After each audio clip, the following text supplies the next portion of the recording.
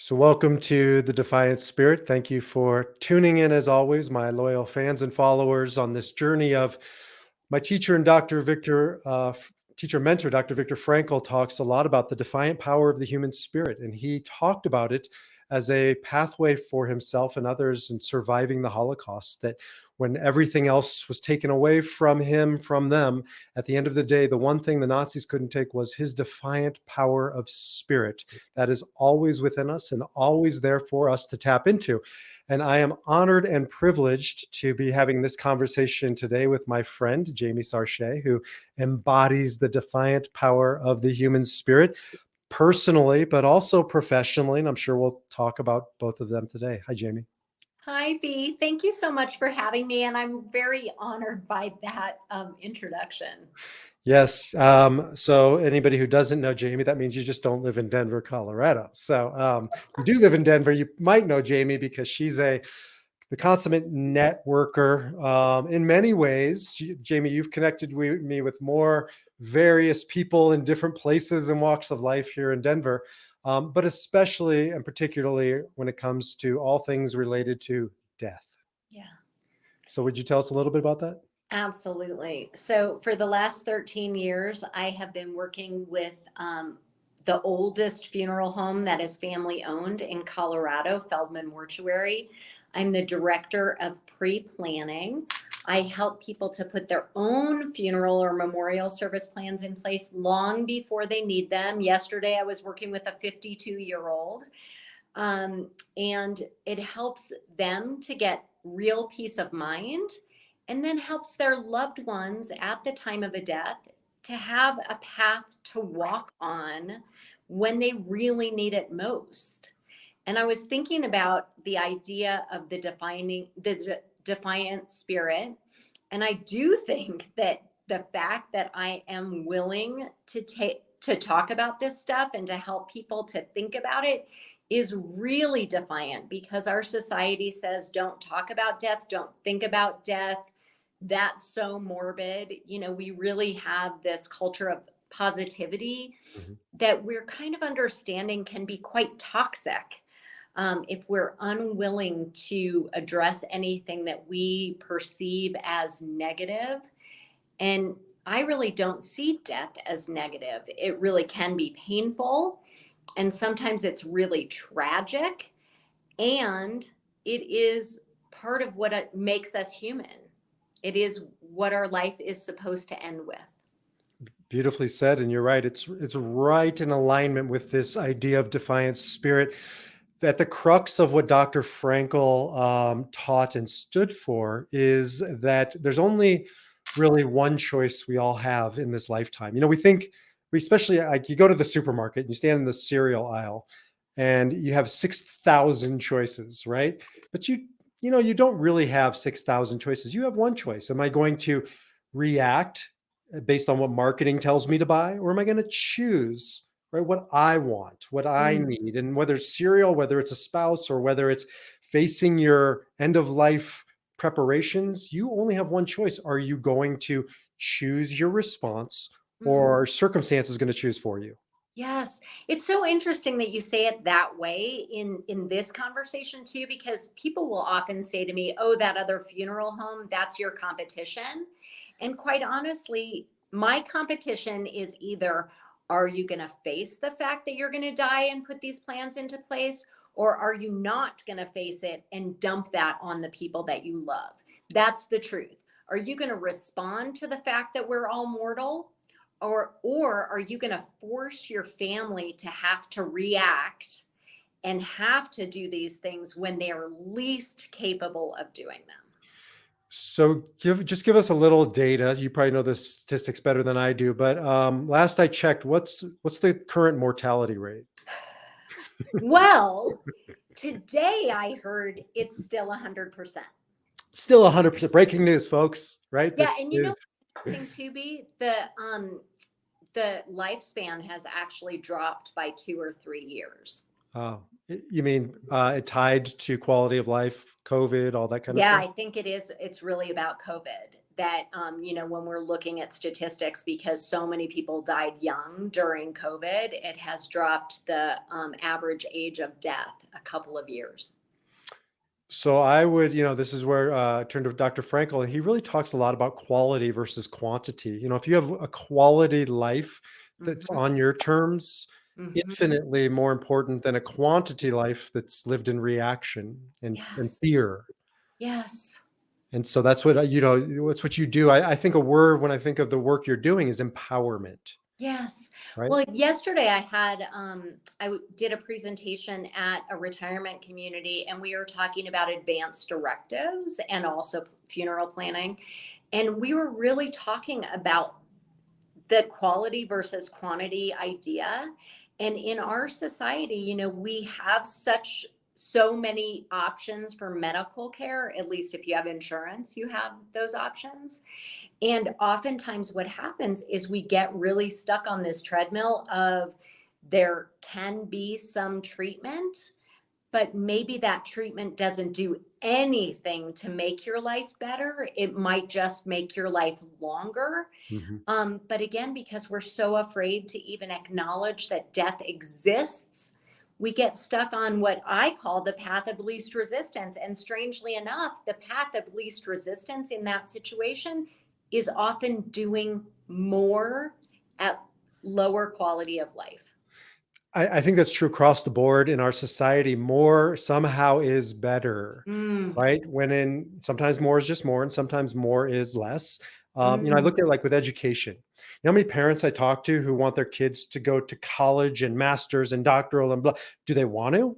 Is this right for them? Should they be a mechanic? Like, I don't know, yeah, but I can't say that throwing more education is the answer for every kid. yeah. Right. And there comes a point when more is less and you need to go out into the world and get a job and experience life. But the same is true in every area. We live in a culture that just keeps talking about more and more and more. And I see it end of life, especially around the more educated and affluent people, because they're used to solving problems with more. Hmm. And they're used to saying, these are the experts. And if the expert tells me to do this, then I should do it. And there are so many doctors who really are not able to think about or talk about death. I mean, just that idea of education. Doctors spend years and years and years learning how to cure, and they get about 4 hours of training about death. Right. And so they see death as a failure. And you really can't blame them, but we as the people who are being treated have to acknowledge that and have to be able to ask questions and say to the doctor, if you were the one in this situation, would you be doing this treatment? If it were your mother in this situation, would you encourage her to do this treatment? Really say, what happens if I don't? Because we have to think about what are the goals for our life. Yeah. So don't be so reactive. Respond and think, here are some things that I want. Like, I think about this obviously all the time, and I talk about it with my family all the time. I had a grandmother who was this very, um, she was just a lady. That's how I think about her. She wore like tweed suits. She always had pantyhose on. She wore red lipstick and had beautiful red nails and got her hair done every week. And at the end of her life, she got Alzheimer's. She was in a nursing home for 4 years. She was wearing sweatsuits every day. She was cussing. She started using the N word. Like, she just became this different human being. Hmm. And so, in response to that, I have said to my children and my husband, if that happens to me, I don't want that. That's not what I want for myself. And that's not what I want for the people who I love and who love me. And so we kind of have this running joke. I have Graves' disease, and so I don't have a thyroid, and Hmm. I have to take artificial thyroid. And so the deal in my family is if I forget the word for the medicine, which is Synthroid, They're to stop giving me any other kind of medicine other than comfort care. And so sometimes now, I forget words and I'll say, but I know the word synthroid. But, it's something I talk about. It's something I think about. God forbid I should get this disease. God forbid, quite honestly, anybody should get that disease. It's a horrible disease. But I don't want my family or myself to be living and living and living that way. And partially in my experience with Alzheimer's, dementia, it's because you lose your capacity to choose, to Yes. consciously choose. I mean, if we don't have that, in the end of the day, we don't have anything. Our Right. ability to choose. I love Nelson Mandela, who said he was in prison. He was never he was he was in prison. He was never imprisoned. He was always free, even if his body was incarcerated, because he chose to be free, 25 years, because freedom was internal and he could choose that. And I think that's the defiant power of spirit. And I see that so many people I guide, I know, I love, live that way up until it comes to this topic of death.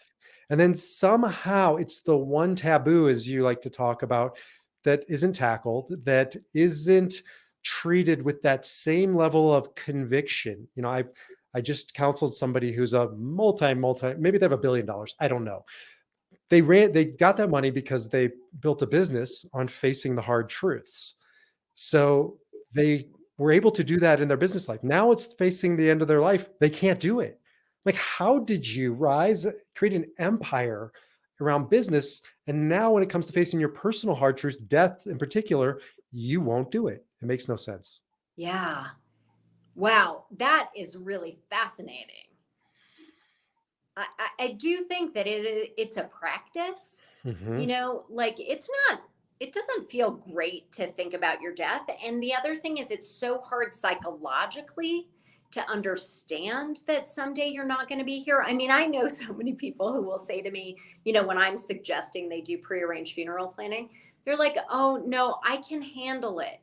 Like, I know how to do this stuff. I can handle it. And I literally have to say to them, you will not be here to handle it.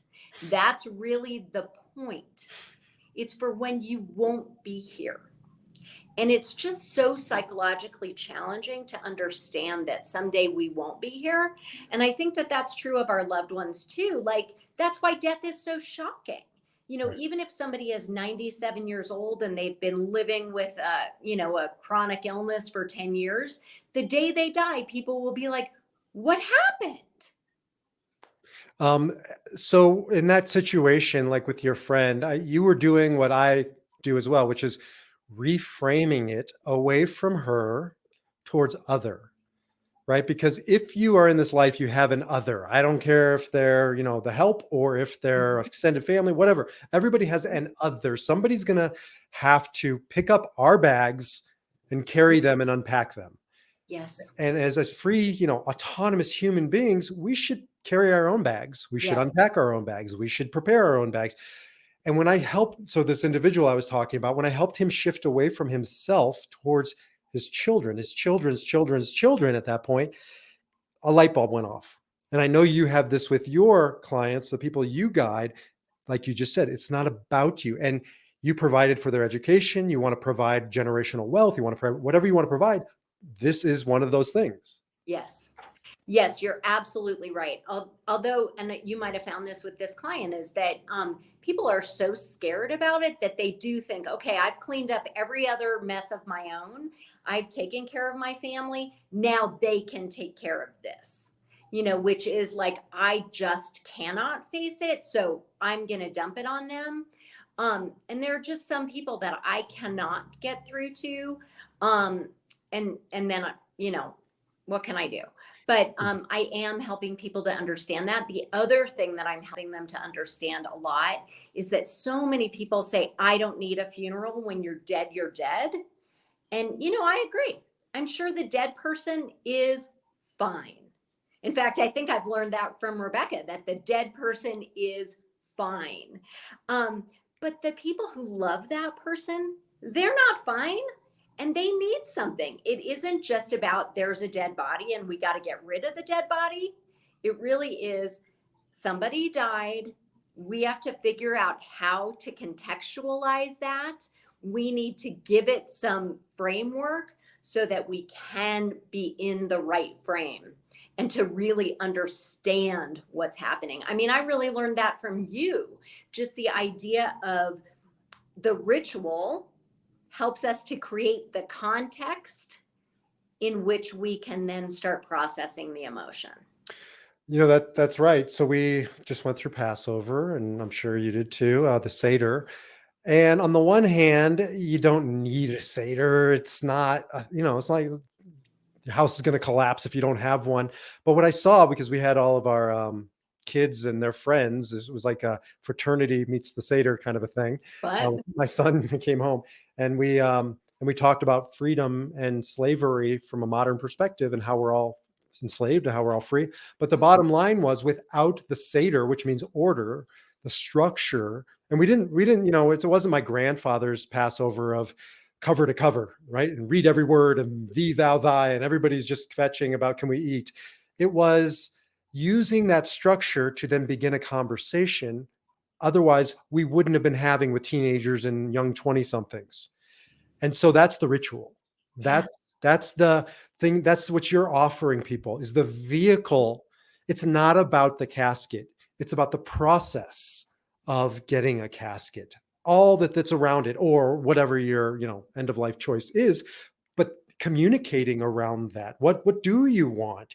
I don't have to tell you, there's nothing worse than having to guess after the fact at what Bubby wanted. yeah, Why didn't I ask her? Why don't I know? There's something so fundamentally painful about not knowing your loved one's wishes, yeah, and then, or having to decide for them. I had to do this with my dad. He took his own life, as you know, and so none of this was prepared. yeah. And on top of the suffering of losing a dad, I had to make decisions that weren't mine to make. Right.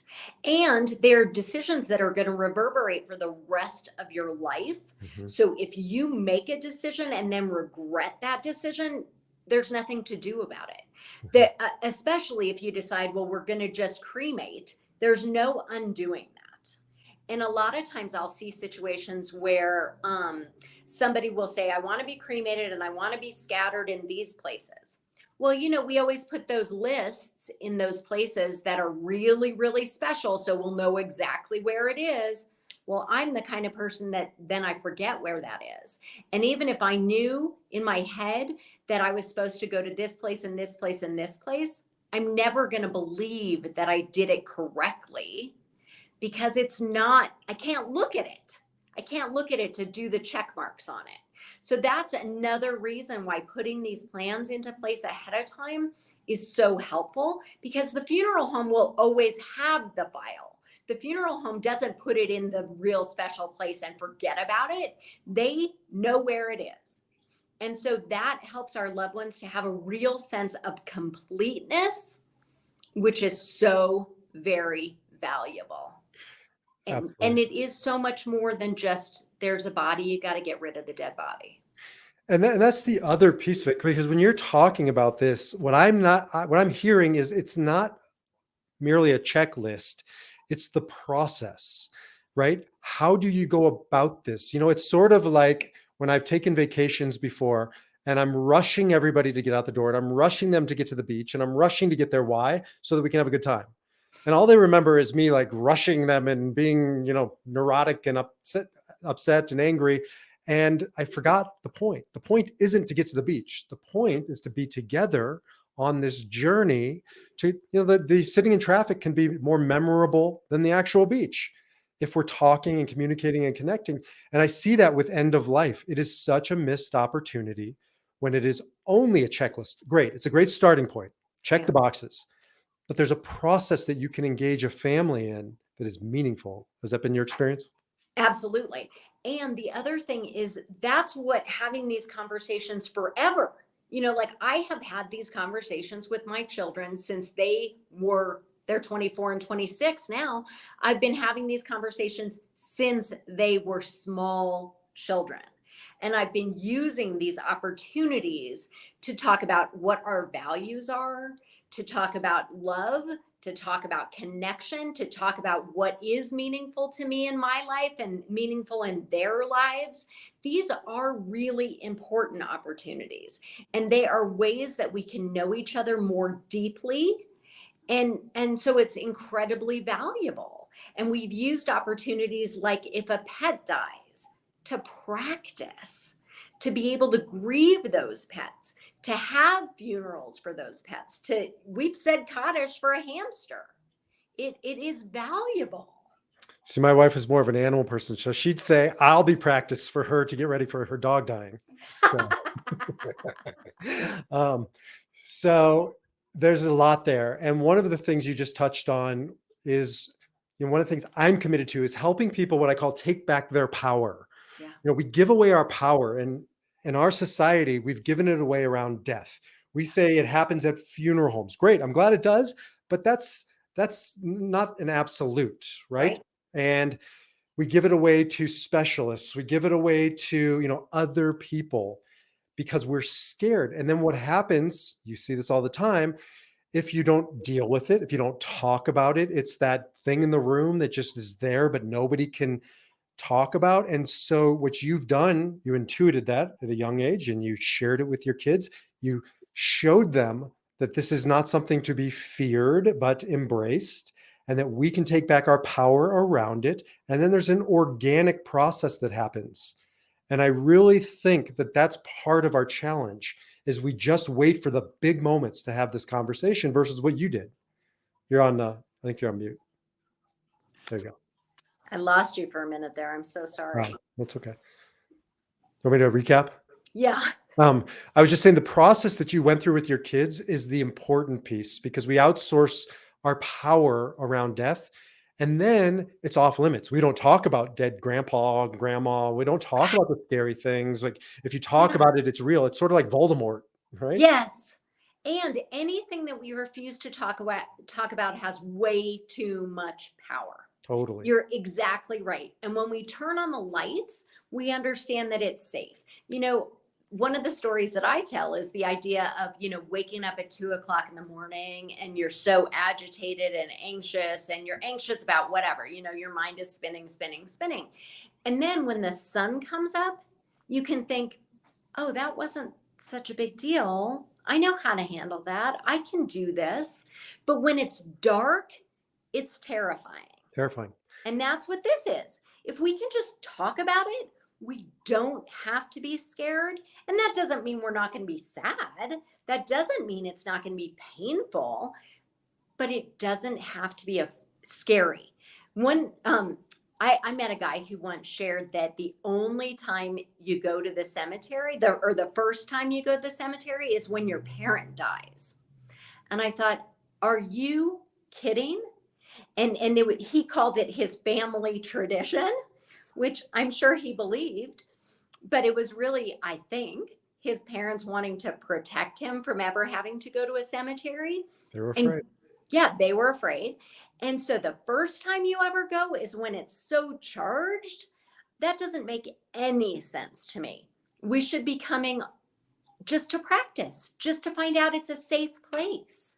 Well, that's why people go, ooh, with a dead body, it's the first time in human history that you don't come into contact with a dead body, maybe ever, because we've sanitized the experience. Yeah. And then we wonder why we're so afraid of it. Yeah. I was just talking about this. The Passover Seder growing up, I used as kind of a whipping boy for lots of different things. But, one of them was, Judaism done bad. But another one was the taboos in our society were all around that table, and we weren't allowed to talk about any of it. My grandma was depressed. We knew it, off limits. My aunts and uncles were all divorced. We knew it, off limits. My cousin was gay. We knew it, off limits. I mean, the list went on. And I'm an Enneagram 8. So in my world, that means I like to point out the elephants and kill them, or at least, push them in people's face. And I would be like, okay, he's gay. She's divorced. She's depressed. Let's eat. Let's talk about it. I'm tired of living in this shroud of silence and fear. Yeah. And when I get people talking about death, it's hard, and not everybody, but more often than not, it's because it's always been there. Now we don't have to sit in silence. Yes. Yes. And I could not agree with you more. And I'm just thinking about our society. We've taken some steps forward in terms of talking about things. We have talked about people being gay. Now it's safe, or it has been. But now we want to get back into the more what we think of as comfortable. We're seeing that all over the country where there are now these laws about what's allowed to be discussed in classrooms and things like that. And it is just, it's really upsetting to these things should be okay. The human condition is the human condition, and we should be allowed to talk about any of it. Absolutely. And when you do, you stop feeling like a victim. Edith Eger, who was a Holocaust survivor, said that a victim, and she was in the Holocaust, so she really said this about the Holocaust. She said a victim is somebody who says, "Why me?" and a survivor is somebody who says, "Now what?" And if we're all victimized, that's for sure. And she says, but some of us will take up residence in victimhood. They'll become the hood, the victimhood, and we'll live there and we'll feel powerless. And that's the tragedy. And we're all victims of death. We're going to be. The question is, are you victimized, right? Living your life, constantly trying to avoid it, run from it, being scared, or are you going to finally step into it with the help of somebody, a counselor or a specialist like Jamie, and have somebody guide you into this darkness so that you can take back your power from it? Isn't that Yeah. really the message? Absolutely. Absolutely. Because those things that we fear are the things that have such a hold over us. But if we do what we need, we can let that go. And then we can just lead our lives. And I think that we can also lead better, more meaningful lives by acknowledging the fact that they will someday end. Mhm. And I'll end on my side with, we're here to pioneer. We know that with our kids and our grandkids. We're here to go farther so that they can walk in our footsteps and go farther than us. We want to give them all the advantages and possibilities, many of which we might not have had. And yet when it comes to this one area, we forget that we are pioneering. We're the ones, God willing, in the natural order of things, ahead of them. How are they supposed to learn this except for watching us? And as we do, so they do. I don't care what you say.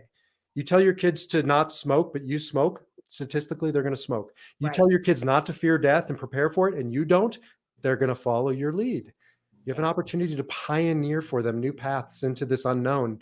To me, that's terrifying and exciting. Yeah. And I just think of the closeness that you can develop by having these kind of conversations, by saying to your children, it's okay to know me authentically and to know the things that scare me the most. And I'm willing to talk about that with you. That's such a gift of connection. So let's just add on a couple more things, because I always get emails saying, give me some tools, some strategies. So one is to have the conversation, right? I mean, just instigate it. And if it's Yes. uncomfortable, do it anyways. What are some other tricks of the trade? Do it and do it and do it some more. So Is repetition. say, yeah, it's a lot of conversations. These are not one and done. And when you're talking about quality of life, those kinds of things change. As you age, they're going to change. What I might think of as my quality of life right now at 52 might feel very different when I'm 82. So we got to keep revisiting these conversations. I would say really think about what is the path you want to give your loved ones to walk on. Again, it is not just about getting rid of the body. It is about giving your loved ones a context in which they can process their feelings about this. I'm a big believer that permanent memorialization is really helpful to people. I think the ability to go and visit someone at a cemetery, if you need it, is wonderful. If you don't need it, it's fine. No, there's no obligation ever to visit. If you don't want to visit, that's fine. But if somebody needs it and it doesn't exist, I think that can be problematic. That could be a bench in a park, though, too. It doesn't have to be a cemetery plot. It really can be a plaque in the Botanic Gardens. But just so I clarify, because what you're saying, your you're talking about the living as much Yeah, as the you are living. about the dead. I'm talking only really about the So living. put yourself in Yeah, your children's shoes. What yeah, do they need? Not what do I need? right. What do they need? Not what do I need? Like I have people who sort of will say, well, I don't want such and such, but their children might say, I really need such and such. And so it's really much more important that the person who has to live with it has what they need, in Mhm. my mind. Makes sense. They can also watch a great TED Talk out there. Jamie did a great TED Talk. Was it TED or was it Eli? It was Both. both. Okay. I have So both. Eli Talks or TED Talks on, I think it's a good conversation starter. Yeah. If it's a hard conversation, maybe you start by giving this to your children or giving this to your elderly parents or whomever to initiate the conversation. Those are And I some, really think that the earlier you start these conversations, the better. It's much easier when it's theoretical Mhm. versus somebody just got a terminal diagnosis. So early, often, repetition, Mhm. empathy, putting yourself in other people's shoes. I think Mhm. those are really some good starting points. Absolutely. And educating yourself, because decisions that we think that we're making that we think match our values might not. One of the things I'm thinking about is like fire cremation. A lot of people share with me that they want fire cremation because they don't want to use up space, which is in my mind an environmental concern. And they don't have any idea that fire cremation is actually very bad for the environment and is a driver of climate change. So really like educate yourself for what the disposition is going to be so it meets your values, and then really do make sure you're carrying your own bags. You're exactly right. Don't leave a mess for the people who you love. We're going to have another follow-up conversation because we only really got up to the point of death.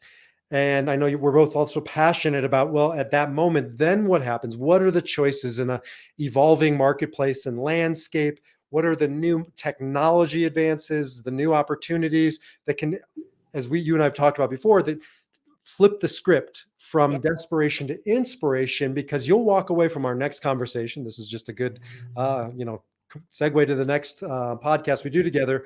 Of You'll walk away going, "Wow, I never thought I would be that engaged and inspired in alternate ways to bury and memory and all that good stuff." Yeah, there's a lot that can be done. And there's a lot of ways, to create your own ritual. So we have podcasts to come. Stay tuned. For now, we'll let you finish. I find usually around 30 minutes, people are done jogging or Yeah. exercising. So they're like, I'm done. We're done. Thank you for listening to us. Jamie, thank you so much for sharing with us. Thanks, B. We'll see you in the next podcast. See you later. Bye-bye. Oh, wait, real quickly. How can they get a hold of you? Oh, so they can just Google me, Jamie Sarche, Jamie, S is in Sam, Arche. They can find my TED Talk. They can find connection to me at the LinkedIn. mortuary. There's lots of things they can find for me. Jamie's a serious player on LinkedIn too. You'll find her over there. So And I just started a TikTok that's called Death Whisperer Colorado. Death Whisperer. That was the last conversation we had. That's Yeah. Jamie, the Death Whisperer. So thank you to the Death Whisperer for all the good work you're doing. Talk to you. Thank you so much, B.